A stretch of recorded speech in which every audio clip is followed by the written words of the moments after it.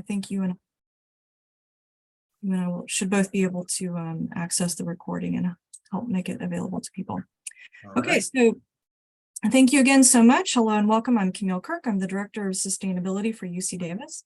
And as we meet virtually for today's town hall, I have a few opening remarks I'd like to make before I start us on our content.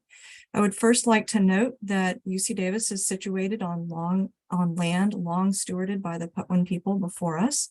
And wherever each of us is physically today, we are almost certainly on lands long stewarded and cherished by Indigenous communities throughout our country and world. We can all be thankful that we share the privilege and the opportunity to care for this land, our planet, and each other. Let's also pause, given the topic today, to observe that the effects of climate change fall disproportionately on disadvantaged communities, on nations with less wealth and greater vulnerability, and on the young and unborn. The work we are here to discuss today is the work of delivering climate justice. As Secretary General of the United Nations, Antonio Guterres said to open the recent Conference of Parties 27 in Egypt, quote, "We are on a highway to climate hell with our foot on the accelerator." The UN Sustainable Development Goals, still, I believe, the only unanimously agreed upon platform in the United Nations, calls for recognizing the inherent connections between social sustainability and environmental sustainability. We cannot have a healthy planet without healthy and equitably served people, and we cannot deliver equity and human health without a healthy planet. Let's also take a moment to acknowledge the largest academic labor strike in US history currently underway across the University of California. One of the platform points of that strike is a request to underwrite transit costs for graduate students so that their commutes can be made more affordable and sustainable. Finally, I want to publicly thank, deeply thank, and acknowledge the amazing team I've gotten to work with on this planning process throughout the year. All hard things, in my estimation, are best done with many people, and this process and project was a wonderful reminder of that truism. Thank you all for attending, and I'll now introduce our core content. If I can get my clicker over here. There we go. All right, so I want to start with just a quick outline, presentation outline. I'll run you through a very fast introduction to what is this thing, fast context and background so that we're all kind of working with the same understanding. I'll give a little bit of a background on call to action, and this is, I want to thank my faculty colleagues for helping prepare some of these slides. I'll explain the scope of our challenge, talk about our planning process because we're quite unusual in what we've done here. We'll go through the challenges and solutions by source area. We'll also talk about some suggestions that we've developed for things that are out of our direct control. And then I'll share kind of our roadmap with you and tell you about our next steps. We are not done yet. You are joining us in a draft part of our process, so it is an ideal time to gather your feedback. So we've been at this work to address climate change through our operations at UC Davis for quite a while now. We wrote a climate action plan in 2010, and that spawned quite a number of different kinds of plans and studies and actions. We've done a lot of things on campus, and we still have more work to do. So in last year, almost a year to the date, a group of faculty, students, and staff launched a petition at UC Davis for a fossil-free UC Davis. And they presented that petition to the chancellor at the beginning of December of, so in almost a year ago. They presented the petition, and it was an excellent catalyst to pull all of this work together and to deepen it and extend it. And so with that wonderful catalyst, the chancellor charged Jim Carroll, my co-host here and my co-chair and partner in crime, in chairing the Campus Advisory Committee on Sustainability, with the task of preparing a plan, a roadmap for how we would achieve a fossil-free UC Davis. So with that, he asked that it be done by the end of this year. We're rowing furiously. And I want to introduce you to our advisory team that has been really important to us in advancing this work. So they started, we got charged as a committee before this petition happened and before this call for a fossil-free plan came into being. So this is really a bonus or an extra charge added to the committee. And we've really embraced it over this past year. And I'll tell you more about that in a minute, how we've embraced it and how we've, Jim and I have been so fortunate to have this group of incredible, passionate subject matter experts join us in this journey and help advise us on how to construct this. Some quick context about UC Davis for those of you who may not spend your time in the weeds on what UC Davis is and who we are. We are the size of a mid-sized US city. We are big, we're complex, we have multiple campuses. We own and operate much of the infrastructure that a city would own and operate. And in fact, we run the bus system in Davis for both the campus and the city of Davis, Unitrans, our beloved Unitrans. We have unique power supplies. We have the largest so far on-site behind the meter solar power plant of any higher education institution in the United States. It's a beautiful, lovely, giant solar installation. We also are very science intensive, so therefore many of our buildings are very energy and water intensive users, because we're doing a lot of fundamental research that requires a lot of energy and a lot of machines that use a lot of energy in them. We also are fortunate to live in a state that has ambitious and ever evolving legislation, much of which is related to sustainability, legislation around environmental protection. And of note, I particularly want to call to your attention the recently passed this fall, signed into law by Governor Newsom, a suite of climate bills, one of which was the California Climate Crisis Act, or AB 1279. And this importantly calls everyone in the state to directly decarbonize, to take direct action by 2045, 85% direct decarbonization. So this is happening. Also, the UC Davis has signed many voluntary commitments. And one of our voluntary commitments, as in we're not legally obliged by legislation to do this, is the creation of our own internal University of California policy on sustainable practices. It has a lot of different areas, many of which focus on climate action. And these cover a comprehensive battery of ways to take action on climate change: energy efficiency, new construction, decarbonizing our new buildings, decarbonizing our existing campus heating and cooling infrastructure, achieving procurement of renewable energy, either on or off-site. And then finally, we have existing carbon neutrality policy and guidance on what would be acceptable carbon offsets. Okay, that's great. We have all this legislation and policy. What's the challenge? The challenge is what you see in this background picture. It's that we burn fossil fuel. In particular, we burn a lot of natural gas at UC Davis to run a set of steam boilers and to run a cogeneration plant. A cogeneration plant, in the case of the UC Davis, it's basically like a giant jet airplane engine fired by natural gas that produces both heat that we use to make steam and electricity, hence the of cogeneration. It's a wonderful technology, except that it runs on natural gas. The challenge is not only that we burn fossil fuel, but that the science is telling us that this is an accelerating problem. The science, much of which has been done even here at UC Davis and across the UC, is quite clear on this. It is anthropogenically caused, and the pace is accelerating. It's urgent, and the time to act is now.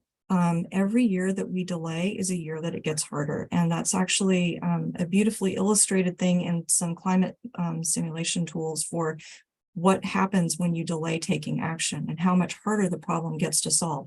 So the sooner we take action, the easier this is to tackle, and frankly, the cheaper. There's also a moral and ethical set of considerations to bring to bear. So those in the developed nations have created the majority of the historic greenhouse gas emissions that are why we have the climate change crisis that we do right now. And those in developing nations are the ones that are the most impacted and have the least resources to have adaptation and resiliency and to tackle climate change. Finally, we have a call to action through our own mission as a university. So UC Davis is special in that we have both a medical campus, a health location, as well as our academic campus. We have co-missions of teaching and of delivering health, human health services. And these missions are undermined by our continued use of fossil fuels and our exacerbation of climate change.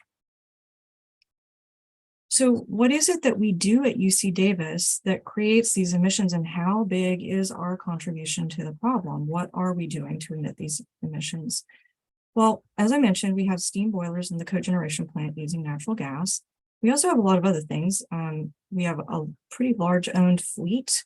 It's the usual things like rental sedans and vans for taking people on field trips. It's also things like trash trucks and tractors and forklifts. And of course, that bus fleet, Unitrans that I mentioned.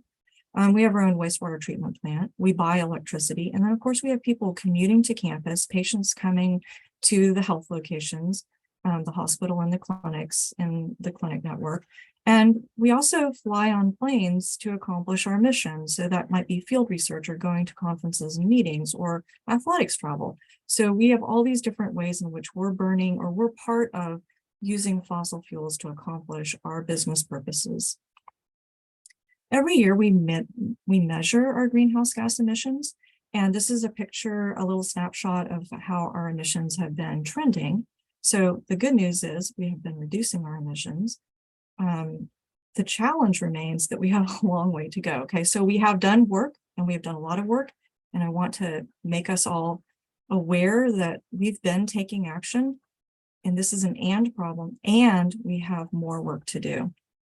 In particular, looking at the pie chart, you can see that 75 to 80% of our problem is the fact that we burn fossil natural gas in mainly in our heating and electrical generation infrastructure. Taking a quick peep at our it's very interesting to see what happened right before the pandemic and then through the pandemic. So taking a quick peek at our emissions over the last 3 years, inclusive of our scope 3, which is our commuting and our air travel here, you can see that we dipped, especially because of scope 3 in 2020 as we all managed our way through the global pandemic. And we've started to rise again in 2021 and 2022. So our challenge is going to be harvesting lessons and opportunities that the pandemic presented us and really using those, as well as doing the extra work we need to do to reduce our fossil fuel use and eliminate it. So our planning process, what is this thing that we're doing, this fossil fuel free pathway plan? Sparked from the petition and work that we've been doing and the charge that the Chancellor gave us, we developed a process to do this thing that's quite novel. We're the first campus in the University of California to do this comprehensive of a decarbonization roadmap. And we're one of the first actually in the country, in the US, to do this in a higher education institution at this scale. And this is I want to make very clear, this is a decarbonization plan. This is a fossil-free plan. This is not the same thing as a climate action plan. A climate action plan is broader, it includes other things. It could also include use of offsets. This is specifically not about using offsets. This is about removing use of fossil fuels. So I'll tell you a little bit about the process that we used and how we've engaged our committee to help us define fossil-free. I'll talk to you about our timeline for this and the way that we've organized this. We've used some project management and delivery techniques that make this somewhat unusual for a planning process. And then I'll tell you a little bit about our conflict of interest, which is another interesting and novel thing that we're doing with this. And then I'll show you our roadmap. So when Jim and I got the charge, the first thing we realized is that we needed to have a definition of what fossil-free meant, and we needed that to be a consensus-derived definition from our committee. We didn't want to get 3/4 of the way through this work and then discover that we all were working with very different ideas of what fossil-free meant. So we took quite a bit of time. We took about the first quarter of the year to make sure that we all had a consensus agreement on what fossil free is. And you'll see here that we've defined it as 95% no fossil fuel use against the 2019 baseline use. That's our pre-pandemic glimpse of kind of what normal used to look like. So we understand where we're coming from. We also acknowledge that we're looking at some scope 3, commuting and air travel, but we're not trying to do everything all at once. We see this as an iterative process. With that, we also developed a vision statement together. This again was a consensus developed vision statement across the full committee. And in it, you'll see that what we wanted out of this was scenarios with tangible actions. We wanted to know exactly how we were going to get there. We wanted to have an understanding of what the timeline might look like and how we might measure it. We wanted to make sure that we thread equity and climate justice through this, that we acknowledge risk and several different forms of risk: financial risk, reputational risk, operational risk, if we fail to take action. And then we also wanted to note that this is phased. So we know that we're doing this. This is very experimental. This hasn't been done by very many higher education institutions. And we're trying things and we're learning as we go. So we know we're not going to get everything right on this first go. So we envision this as an iterative process, just as you would repeat an experiment so you could understand how to make tweaks and how to refine and improve. We developed a timeline for our process, and everything that you see in red is an instance where we have some sort of an engagement moment with our campus community and different factions of our campus community. So we're here with where the big red arrow is in November with our second round of town halls, where we're coming out to folks with an update on our planning process and our findings, and starting to gather feedback from our campus community. Of course, being this in the fall, we have a new set of folks on campus in addition to those folks who are continuing on with us from previous years. So this is a chance to introduce new folks to our process, as well as update folks who've already been along with us on this journey.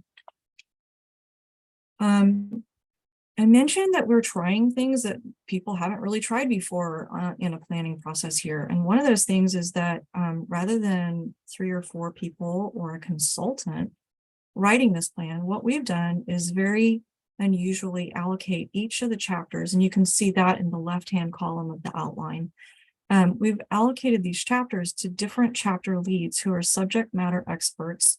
Most of them are operational stakeholders on campus who have responsibility for the infrastructure or the programming that is using fossil fuel on campus.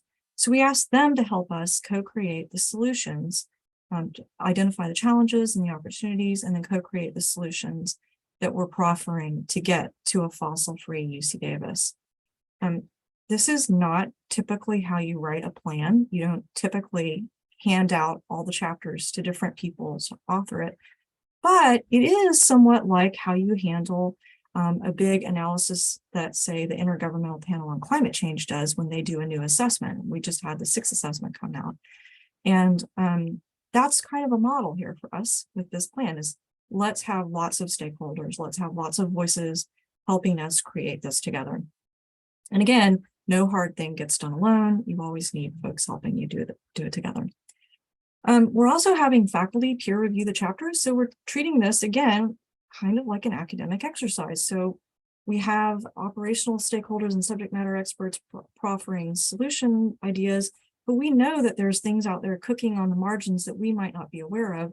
So we're having faculty help us identify any gaps that we might have had in our analysis, and also alert us to any opportunities ahead that we may not currently be aware of so that we can start working that in.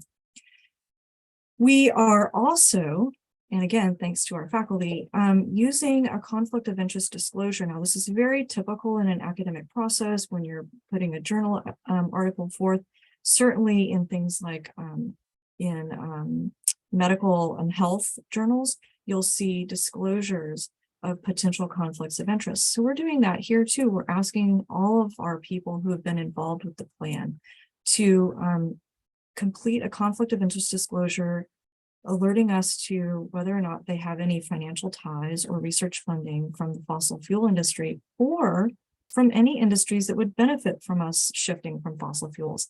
And this is in the interest of transparency. We want to be transparent.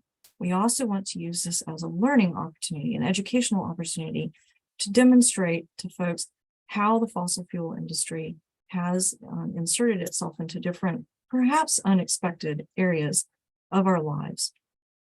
As I mentioned, we are working towards a December deliverable to Chancellor May and his leadership team so that he can see where we've gotten to with this effort. So now what I'll do is I'll take you quickly through our chapters and the challenges and solutions that each of these chapter lead teams has come up with. So starting with district energy, and why do we start with district energy? We start with district energy because, again, it's about that 75% of our fossil fuel use at UC Davis in our direct operational business operations. So it's where we have the biggest bang for the buck. Core challenges, we've already talked about using fossil natural gas as our primary fuel source. And then also importantly, over on our health campus in Sacramento, the cogeneration plant there offers an incredible amount of reliability and resiliency for power supply, which is really important when you're delivering critical patient care 24/7. You can't have your operating room go down while you're in the middle of a surgery. That's life-threatening. So the cogeneration plant has been a friend. It's also a challenge because it is run on fossil natural gas. So what solutions have we come up with? So we're underway right now with a big project that we've called the Big Shift over here at UC Davis. And that project is shifting our steam heating, district heating system to a low temperature heating hot water system. It's going to allow us to achieve both energy and water savings. It's going to have operational savings. The maintenance will be easier than with the steam system. And importantly, it will allow us to ultimately electrify through coupling with our chilled water system and harvesting the latent heat with heat recovery chillers out of our chilled water, and with implementation of a geo-exchange system where we can use the latent heat in the earth, we'll be able to provide the heating that we need in our buildings ultimately without needing to burn fossil natural gas or even biogas. On the Sacramento or health campus, we have a multi-staged approach to move ourselves away from the cogeneration plant as our main source for heating and electricity. And that involves a staged process of shifting ourselves. We need to build some thermal energy storage. Basically, we need to build a thermal battery, if you will. And we also then need to bring in some infrastructure with the local utility, SMUD, which stands for Sacramento Municipal Utility District. That will be really important to be able to achieve. We need to upsize a line and we need to add a second main line from SMUD in order to be able to achieve full electrification at the Sacramento campus. In buildings, now buildings here means anything that's not connected to our district energy system. And in this case, we have quite a bit over on the Davis campus. We have quite a number of buildings that are not connected to district energy, maybe somewhere around 30 to 32% of our buildings are not connected at this time to district energy. So we have to solve for these. And buildings are like snowflakes. They're all very individual. They're at different places. They have different equipment. They have different uses. There are different ages. There's so many variables with each of these buildings that it's not a really cookie cutter approach. So that team has done some amazing analysis to understand what are packages of actions that they could put together. And they've sorted those into timeline groupings and identified the different kinds of loads and equipment that need to be replaced with electrified equipment in order to be able to shift away from fossil fuel use. And this is things like building boilers, building hot water heaters, different steam equipment, maybe an autoclave or a cage wash kind of thing. So there are these different things that we know we need to replace in these buildings, and they may require some electrical infrastructure upgrades as well. Over on the Sacramento Health Campus, very few buildings are not connected to district energy, which is great. So they have a much smaller problem to tackle here. They have a bigger problem with their cogen plant, and they have a much smaller problem with individual buildings. but they still have some plans, and that includes converting kitchen equipment. Obviously, they serve a lot of patient meals, and we're going to be learning on the Davis side from the Sacramento side how they're approaching their conversion before we start tackling that over here in our dining commons. And we're very excited to learn from them as they take that journey. Camille, can I add one? Somebody came up with a quick question here. I think I can answer the other one. Yeah. We had a student jump in and ask, she very complimentary about sharing everything we're doing to improve campus sustainability, but how as a student can someone actively contribute their effort? Can I answer that at the end when I have a slide on how to connect in, and then I can talk about some of the other kinds of things that students are involved with. And then the conflict of interest disclosure, I'm sorry, I just flipped over to the questions.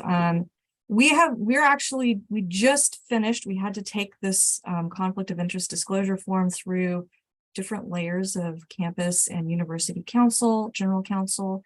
We've gotten to an agreement form, and so now we're actually taking everyone through that form process. So we haven't yet gotten all the responses, and we haven't yet dealt with recusals. But thank you for asking those. And Jim, please help me remember if I don't directly address Anastasia's comment at the end. Please help me remember to come back to that. Yeah, and I think we'll just count on reactions back, and please keep using the chat. Thank you for doing that. Sounds fantastic. So really quickly, I want to acknowledge, we talk a lot about Davis and Sacramento because those are the two big gorillas in the room for UC Davis, but we have a lot of facilities not in Davis or Sacramento that are part of the one UC Davis. We have Bodega Marine Lab, we have a Tulare veterinary facility, we have the Tahoe Environmental Research Center, we have an Oakville research station, we have all kinds of things sprinkled hither and yon around the state. And Bodega is particularly interested in what they could do. So we took a look, our buildings group took a look at what they had options for, and there's some plans to convert certain buildings. It's a very small campus, but they could potentially have a mini central plant too, and they could convert their kitchen equipment. So those are ideas for Bodega with what that would look like for them. And then down at Tulare, very similar things, a mini central plant, converting some boilers and hot water heaters. You'll remember we said 95% fossil free. There are some things where the world has not matured yet to a place where we can actually be no fossil fuel yet at all. It's possible we could think about biogas for this, but we have basically a giant oven that burns animal corpses, a lot to handle there. But that cremator is fired by natural gas, and there is not currently an electric version that we can find that would do what we need to do. So there are some things that remain challenges for us. Oops, let me go over here. Okay, there we go. And then that takes us to energy infrastructure and energy sourcing. So we do all this work to convert the district energy and to convert our buildings, and that means if we're electrifying, we probably don't have the same electrical infrastructure in the future that we have today, right? We're going to have to upsize, we're going to have to make some changes. So for the Davis campus, we're so unusual. We have our own substation. Not very many higher education institutions can say that. So we're going to have to make some changes at our substation, and we're going to have to add some capacity to our electrical distribution system on campus in order to be able to handle this level of electrification. At Sacramento, I already mentioned the need to upsize, and then also, upgrade, and then also add a main line in order to support electrification there. And then, of course, we're going to need to procure renewables. So now we are looking at more on-site renewables here at the Davis campus. The Sacramento campus is very tiny. There's really not room to add on-site beyond what they've already got on one of their parking structures. But we are looking at adding some additional renewable here. And then also procuring offsite renewables for energy, for electrification. I mentioned we own fleet, and Unitrans has already started their journey. Well, we've also started in our fleet as well, the journey towards electrifying the fleet. Unitrans has its first 6 buses that launched in September. It's so exciting to see those buses running around town. But, you know, we've got some challenges. Not all of the vehicles. Remember I said we have like trash trucks and tractors and all kinds of unusual equipment that we have in order to accomplish our specific activities at UC Davis. And not all of those vehicle types are really ready for prime time electrified strategies yet. We also are seeing some supply chain issues and logistics issues, backlogs on electric vehicles, and we do anticipate that could get a little more difficult in the state of California with recent legislation requiring the shift to electric vehicles across the state. And then we have quite a few challenges to still solve around charging all of this equipment, both the vehicles and then also small equipment like lawn mowers and leaf blowers and so on and so forth. So we need to solve storage challenges. How do we keep these things safe from theft? And then how do we charge them? I just got information from Sacramento campus, and it really looks almost the same as what we say for Davis campus. So we could just say actions, both on Sacramento, Davis, and everywhere else. Basically, as we replace the fleet, we replace it with electric vehicles, and then we also install charging and storage capacity. For space management, so we have so many lessons to learn from the pandemic. Actually, lessons we were already learning before the pandemic happened. One of those things is that we have underutilization of space, and that's even more true with more remote working as we come out of the pandemic. Certainly, the Davis campus is supporting remote work and hybrid work. The Sacramento campus is journeying towards that more, but we are finding that we have underutilized space. So what does it take to use that space more smartly? How there are policy changes, and there are also culture and change management practices that we need to put into place. This is a challenge in a higher education institution. I like to say, many of us like to say, space is the coin of the realm.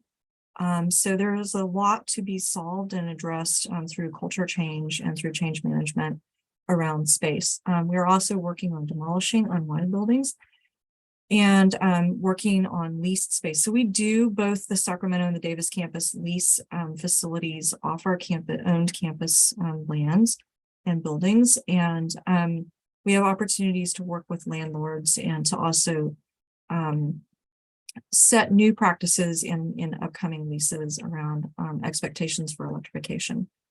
One of the things that's really exciting in the capital planning sphere is that the whole UC has now embraced what we're calling the deferred maintenance plus strategy, which means in traditional deferred maintenance, you're required to replace like for like. Well, we don't want to replace a gas-fired water heater with a gas-fired water heater. We want to replace with electric. What's really great about deferred maintenance plus is it allows us to do that kind of work under the deferred maintenance funds. And so this is a very important key strategy, and it couples very much with the building strategies that you heard about earlier. And then we have leasing strategies, as I mentioned, to deploy. So we also have some areas where we're not saying these are solutions yet because they require a lot more community engagement. So these are areas where we have to have a lot of co-creation and a lot of allyship and buy-in in order to achieve changes in commuting and air travel patterns, long distance travel. So what are some of the challenges with commuting? Regulation sometimes keeps us from doing things we want. Change and adoption by people. Change can be scary, and helping people navigate through it can take a lot of work. We have very different campuses. Sacramento is a health campus that's delivering patient care 24/7. Nursing schedules are very different from, your average office worker over here on the Davis campus. So we have to address the fact that transit doesn't necessarily run 24/7 on schedules that accommodate nurses, for example. So there are these kinds of things that we have to grapple with. And then funding models are a really big challenge. How do we pay for what's considered an auxiliary service? We're limited under the California Higher Education Master Plan by how we can actually fund and treat parking and transportation services. Over on the Davis campus, EV chargers, you've heard this before, reducing commute distance, and that comes in the form of a number of different things. So harvesting lessons from the pandemic, working with Sacramento campus. We have people who work at UC Davis campus who live in Folsom, and people who work at the Med Center who live in Davis. Maybe we can have some opportunities where if you work in Folsom, you could go to a health-owned location in Folsom and accomplish your job without having to come all the way into Davis. These are some ideas. We have to work on things coming out of this. There's a lot to solve there. And then there's also questions and opportunities around subsidizing transit. Very similar things over on the Sacramento campus. Also working on the change management process to embrace more and increase remote work acceptance. Long distance Camille, travel. we have two pretty good questions here. Okay. If I could. Yeah. One is related to plastics. That's Okay. a little bit of a tough one. But the other one, maybe we can answer. We might need to phone a friend, Nico or Josh or somebody here. But if you look at the one that talks about energy requirement and quads expected by 2035 and 2045, and how we're going to basically operate fossil fuel free at those times. So we're working on that. I'm not sure, Gary, who maybe drop in the chat who you are, and I can maybe speak more your language. But basically, one of the things that we're doing is that analytical work to understand what we're going to need. We are the whole state is grappling with what does it mean to electrify, right? And actually, two of our colleagues here at UC Davis, James Bushnell and Dave Rapson, have recently published a paper on what does it look like and mean, and is it always the right strategy to electrify in the state? It's complicated, right? So I think we're working on that. I can't answer that right off the top of my head for you, and I don't think that Josh or Nico would be able to answer that just yet either. I think we're still I'm not sure we know yet, honestly. Yeah, we don't know quite yet. We're working on that though. And then I would also say, so plastics, the plastics question, scope, that falls partly into scope 3 and purchased goods and services. And Noel, we're looking at that system wide across the UC, how we're addressing that. And we're also looking at that here at the campus. It's challenging. And I would submit that it's probably also, all things considered, smaller than the fact that we burn a heck of a lot of natural gas to run our infrastructure, but we are working to understand that. I don't have an answer for you on exactly how we're going to eliminate all single-use plastic. One thing I will note is that we have in the sustainable practices policy that I mentioned earlier on, in the zero waste section, we have a whole component that addresses the elimination of single-use plastics in phases. And so by January 1st, 2024, we are to have eliminated many forms of single-use plastic on the campuses. It is currently a challenge coming out of the pandemic with supply chain, and also understanding what can we replace that with. Just to put a small plug in for my office and student housing and dining, we've partnered on a reusable utensil campaign that some of our student climate action fellows are rolling out. And we're taking that all over on the Davis campus with different takeovers of utensil dispensing slots in our eateries on campus to try to get people to adopt reusable utensils, carry around their little gift set from us, and help us begin this long journey of eliminating single-use plastics. Doesn't begin to address all the film plastic and things that comes in from Amazon orders and Office Depot orders or Max or whichever version it is that we get things from, and all of the labware plastics. I mean, there's a lot to address, but it's one that we do think about, and it is a journey. And Camille, if I could add something real quick. You know, we talked early on at the beginning of this presentation about the 95% that it aligns with where the faculty were going at the university level. We've been very careful of understanding that things that are in scope 3, We're not just trying to throw a lot of stuff in scope 3 that we haven't figured out yet. We're really only parking things there that we know, to the best of our knowledge, will not overly extend us past that 5%. So we feel fairly comfortable with this one, knowing it's a big thing to resolve. But as Camille mentioned, the 800-pound gorilla seems to be most of our heating on campus and getting rid of the fossil fuels for that. And I'll just add that, you know, as we decrease that, right, like it's proportional. So as we decrease our direct scope 1 emissions, thanks, Gary.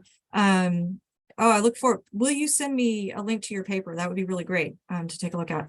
As we reduce our direct responsibility, right, the combustion on our campuses, in proportionately our scope 3 increases, right, of our total pie. So while we really want to tackle the things under our immediate control, we can't not keep an eye on that which is more indirectly our problem, and start crafting solutions for that too. So it's a balancing act. Let me really quickly finish on this, run through a roadmap and talk about next steps. So long distance travel, we have a lot of challenges. Change in adoption by people. We have equity issues. Junior faculty need to create their networks. It's really important that we protect certain kinds of travel. We want to protect, you know, we're a higher education institution. The #1 form of capital we have is our intellectual capital. It is our public service mission. We are taking our intellectual capital out on the road and getting it out there. We deem to travel, but we need to travel responsibly. So we've got to have a consensus-based approach, and we need to have it be mission aligned. So what our suggestion is to propose a process over this next year, a big campus engagement process where we co-create a set of travel principles that spawns them some proposed travel policy that we could all get behind and align on across the camp, across all of UC Davis, to guide our travel while protecting our mission alignment and equity considerations to make sure that we're growing our intellectual capital responsibly and we're giving people the opportunities that they need. Really quickly, our proposed process looks like this. We're proposing a lot of things like we're doing here with town halls, using World Cafe style models where you focus on specific questions to elicit the kinds of feedback and consensus-based approach that we need, using natural step where you are working towards what can we agree on here? Okay, now what can we next agree on? And you work your way up the chain of complicated problems that you need to consensus on. And then, as I mentioned, develop policies out of our shared principles. I'm not going to spend time on this. I want to now take us to the roadmap, and this is a draft. So I work with actually I and my type of counterparts all across the UC work with a really fantastic consultant who helps us with scenario modeling of these kinds of solutions that we're proposing. And they help us project wedge graphs of what would happen if we did nothing, and then how are the solutions buying down the problem of doing nothing. Okay, so we're doing this analytical, it's called a wedge graph. We're doing this analytical work to look at how do our collective package of solutions add up? Do they get us where we're trying to go? We've just gotten our analysis in from our chapter leads, so we're still cranking the math. So these town halls, I felt a little bit unprepared to come to them because I don't have a perfect answer for you yet. We are still on that journey. You'll see something like this in the next few weeks ahead as we journey towards presenting this information to our chancellor. But you're going to see something like this, presaging what it will look like, similar to this. And we're also creating this kind of like Monopoly card cake, if you will, layer cake of our solutions stacked together. And this is also going to each of these, like 1.1, finish the big ship. That has many components to it that have associated timing and fossil fuels. And there's going to be in the plan what amount to like pull sheets or cut sheets of each of these that outline what the what each of these measures entails, the timing, the proposed or possible timing for them, the cost, and the fossil fuel savings. And this will help us understand how all of these things stack up. They'll also be really useful when we go to make, say, a pitch to the state legislature to give us money to do this work. So that's summing up all of what I just walked you through is reflected here in this colorful little chart of Monopoly cards, if you will, of our different strategies for how we get to a fossil-free UC Davis, a 95% fossil-free UC Davis. What are the next steps? Finalizing the data. I just mentioned that. We've got to finish up our modeling and our graphing, finish putting together tables.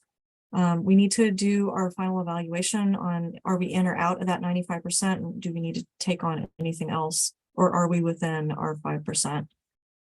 We've got to get through all of our reviews. I mentioned the chapter reviews by faculty, a full plan evaluation by our climate and environmental justice fellow. We're one of 3 UC campuses that has this, has a fellow, a climate environmental justice fellow this year under a pilot project with the University Climate Change Coalition.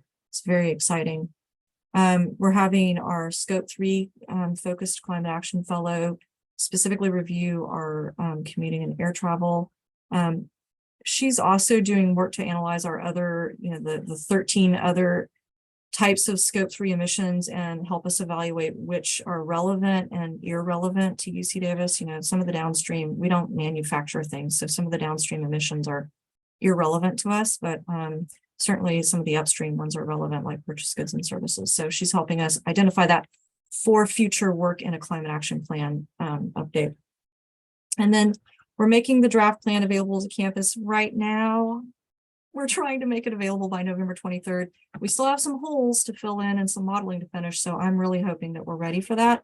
Putting in plenty of midnight oil burning hours to get us there, because I want us to have this plan. And we're going to be taking feedback through a web form so that we can make sure that nothing gets lost, like some email doesn't get accidentally overlooked. So this will be harvesting all of it into a central database, and information will then be shared out to the chapter leads so they can address comment from campus.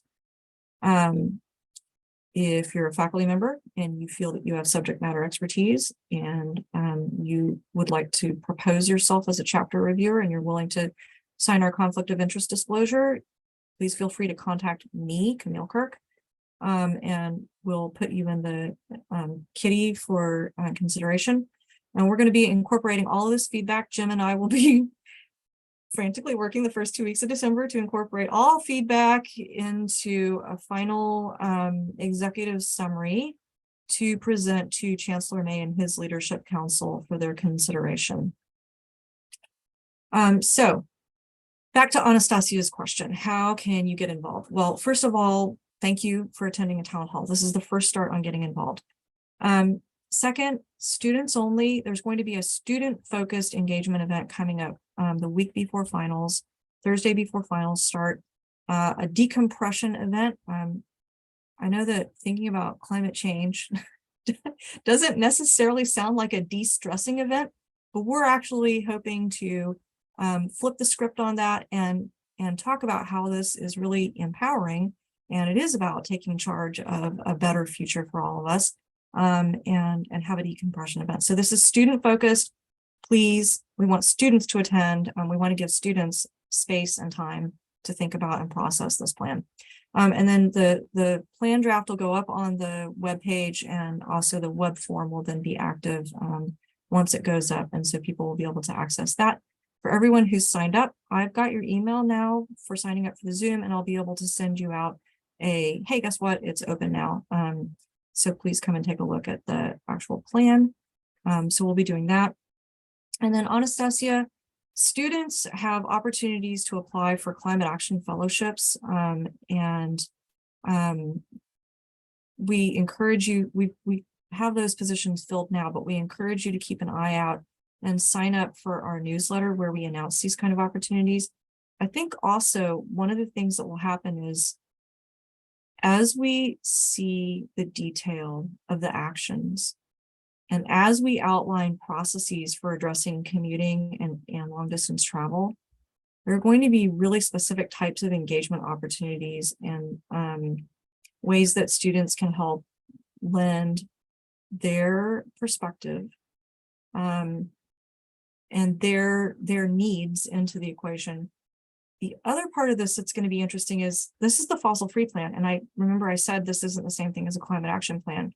So next year, we'll be launching into a full climate action and resilience plan update. And there's going to be a lot of opportunity there for thinking about how do we address vulnerability? How do we address specific needs that students and other members of our campus community might have in being resilient in the face of climate change, and also helping to advocate for the kinds of action that we need to invest in. So this is a problem of engagement. Technically, we have the solutions for almost all of us. Technically, this isn't a challenge. I mean, it is. What it really is, though, is an engagement challenge. We have to decide we're going to put our resources towards this. That's our time resources, our money resources, making choices for trade-offs. This is what we're going to do instead of that. So we have to make choices, and we have to stay engaged, and we need advocacy in order to have everyone feeling like this is really where we want to go. This is what we want to do. So that would be my pitch. And with that, I went about 15 minutes longer than I wanted. So I apologize. I wanted to leave plenty of time, but it looks like we've got about half an hour for just open comment. And I'm happy if we want to try to actually just admit everybody as a panelist so people can talk. Or if you, Jim, you're our moderator, so I look to you to help manage questions process. We've had some questions that have come up. We've been able to get most of them in place as we've gone. We still have about 50 people, a little over 50 people who've been able to stay with us past the top of the hour. So I appreciate everybody staying. I would have no problem if people want to just jump in and we can have open conversation. Appreciate everybody sticking through the presentation. It was a lot to take in. So certainly okay with that. Okay. Yeah. So the question is, how do we get everybody into the area? I was just looking at that. I'm not sure if there's like an admit all button. Yeah, there's an allow to talk, but Okay. Oh, I see. Yeah. Well, okay. So anybody who wants to talk, please just tell us, and we'll advance you to talking stage. It turns out, so I wanted to be able to have people register so that I would be able to communicate back with you. And Zoom it's kind of you can have a meeting, or you can have a meeting and you don't know who's attending, or you can have a webinar and you know who's attending. So I opted for webinar. These are always tough choices.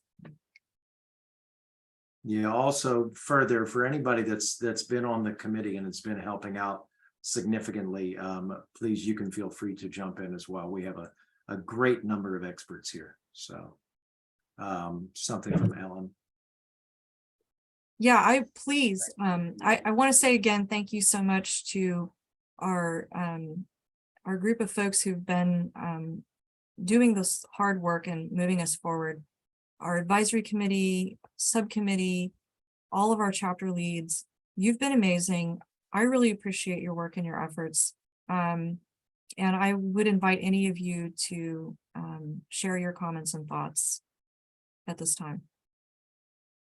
So Camille, we have a peer from UC Santa Cruz that's jumping in on the text. Maybe somebody that you work with. I do. I work with Ellen. Ellen's been a great partner in they're also on their decarbonization and fossil-free journey too. So I've been working with colleagues at Berkeley and at Lawrence Berkeley National Lab. And then Santa Cruz, we've been having these decarb meetings of how do you do this? Or what are you thinking about for this? And we've brought Ellen and one of her colleagues at Santa Cruz in on those confabs as well. So thanks, Ellen, for coming. And then Jessica asks a great question. What are the steps after this has been presented to the chancellor? So, well, we have to kind of understand what our chancellor wants out of this, but I think a lot of it has to do with one of the beauties of having multiple chapter leads is that now we have multiple stakeholders who are invested in the outcomes and the implementation of these solutions. So I very fully expect that these cut sheets that I mentioned will get used to start advocating for allocation of resources to undertake these solutions, both at a broad level and then within existing budgeting as we can. And I think also we'll be seeing the incorporation of this work will be A, refining it some, and B, incorporating it into this climate action and resilience plan update that will be journeying on next year. I will say that the resilience plan is something that we've been flirting with for a while. We flirted a little more heavily last fall when we had our first UC resilience planning workshop. Every UC location got to have one. We were one of the campuses that signed up. There are 5 of us who signed up for phase 2 of resiliency planning. And we are partnering with UC Davis Health. So Davis campus and health are partnering together. And health is prompted because they signed the healthcare with the White House healthcare pledge. One element of which is to deliver a resilience plan by the end of next year. And in talking with my counterpart, Christina Cullen at UC Davis Health, we were like, why would we do this alone? Let's do it together. Of course, resiliency is about togetherness. You are not resilient alone. You are resilient in community. So we're going to partner together, and that pushes us to maybe go a little faster with resilience than we might have been inclined to do here. But the great news is we'll be doing that next year. And I think a lot of this work will get brought right along into that work, the Climate Action Resilience Plan update.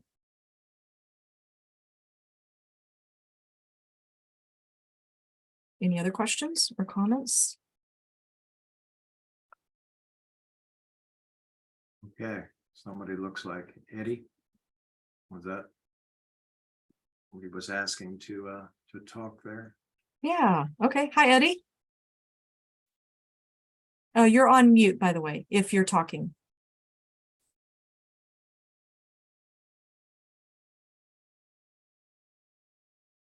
Eddie might be having audio difficulty. I'm not sure. Maybe we can come back. But Eddie, if you did have something you wanted to say and you're having audio difficulty, feel free to type it in chat or in question and answer, and we'll address it that way.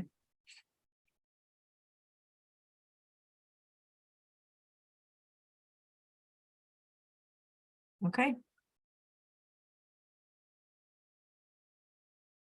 Gotcha. Well, if we don't have any other questions or comments or concerns or ideas, we could end a little early and give people back their time.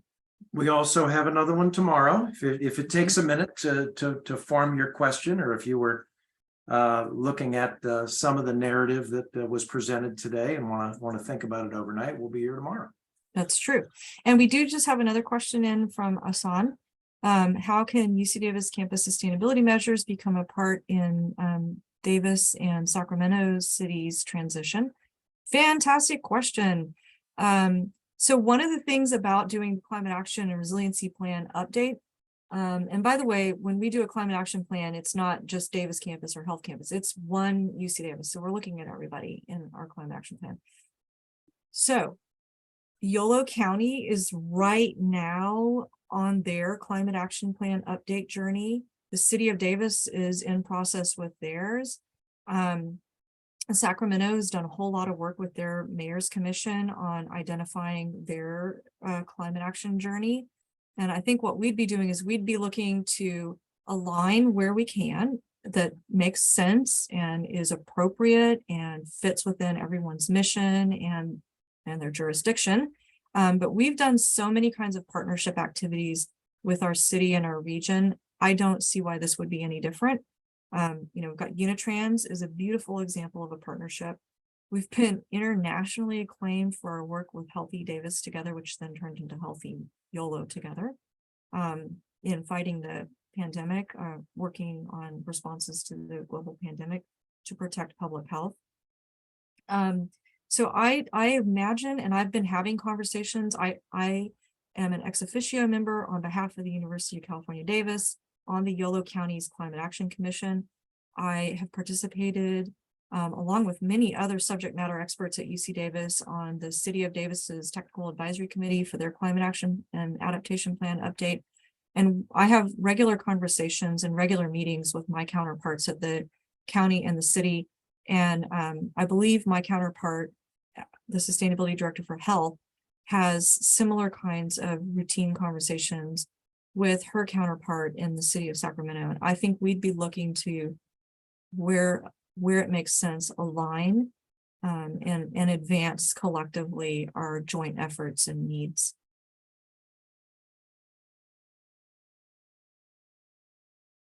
Okay. Oh, we got another one. Eddie.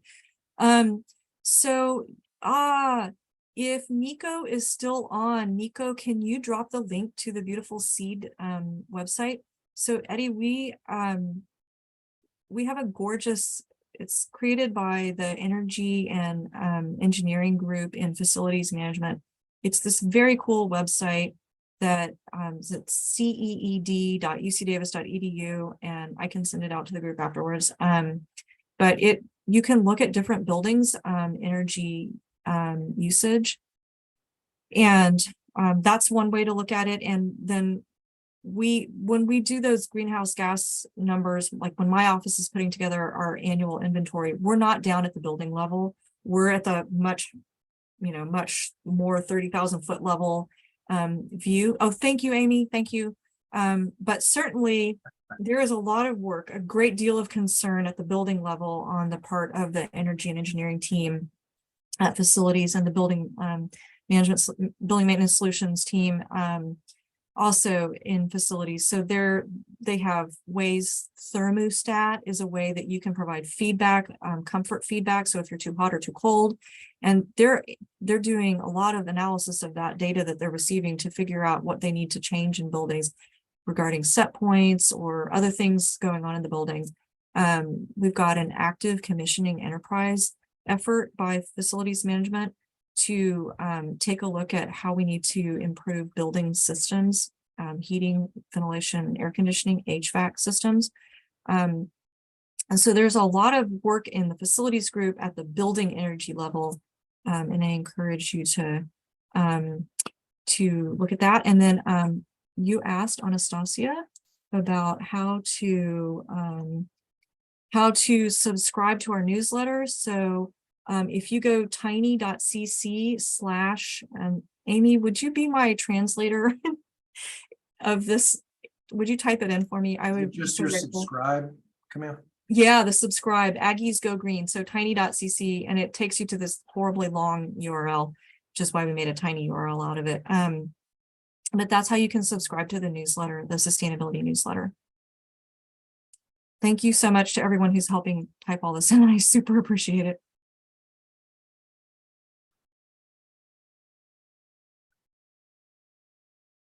Okay.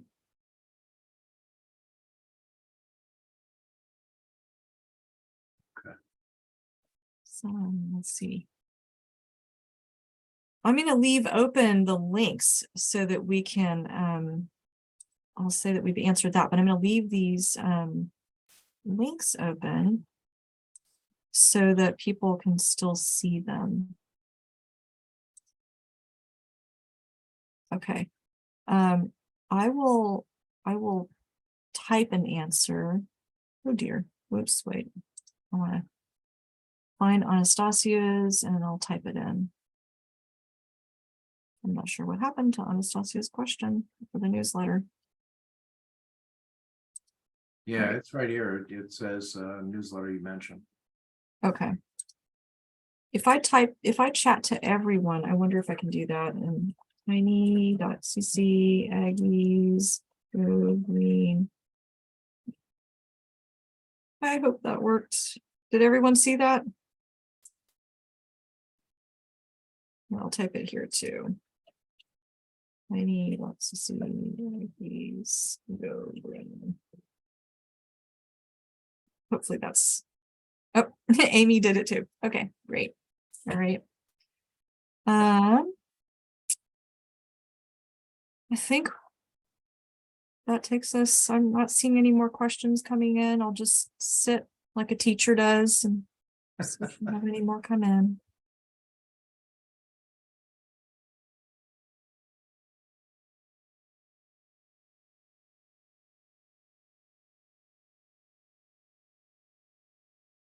And I want to say thank you again to all of you. I appreciate you coming to a Zoom meeting on a rather technical topic. I know Zoom is maybe exhausting at some points now, and I really appreciate your attendance. I appreciate your interest and concern for this. I really hope everyone will continue to stay engaged with the process and give us feedback. Help us think about things that we haven't. One of the things that Jim and I did early in the process was we launched a set of workshops with our stakeholders we said, here's the known knowns, here's the stuff we know, here are the known unknowns, here's the stuff we know we don't know, but we know that we have unknown unknowns, and that's where we need the collective hive mind helping us uncover what we don't know that we don't know. And so that's where all of you come in, helping us know what we don't know, making us aware of things that we should be investigating or considering in our process.